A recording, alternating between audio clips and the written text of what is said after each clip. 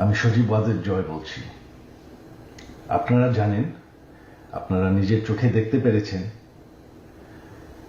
যে জাতির জনক, জাতির পিতা বঙ্গবন্ধুর বাসা, সেই ঐতিহাসিক ৩২ নম্বরকে পুড়িয়ে ফেলা হয়েছে।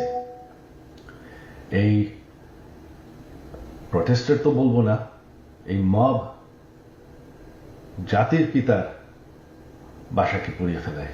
সেই বাসা যেখানে বঙ্গবন্ধুকে হত্যা করা হয়, বঙ্গবন্ধুর আমার পুরা পরিবারকে হত্যা করা হয়, যেই বাসা ৭৫-এর খুনিরাও ধ্বংস করার সাহস পায়নি, যেই বাসা এখন এতদিন ওনার মিউজিয়াম ছিল, সেই বাসাকে তারা পুড়িয়ে ফেলেছে।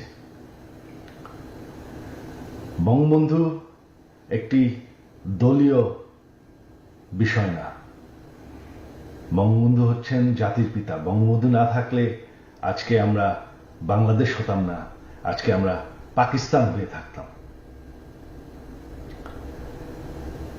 আপনারা জানেন, সামনে 15ই আগস্ট, সেই কালো রাত, যেই রাত্রে বঙ্গবন্ধু এবং আমার পরিবারকে হত্যা করা হয়।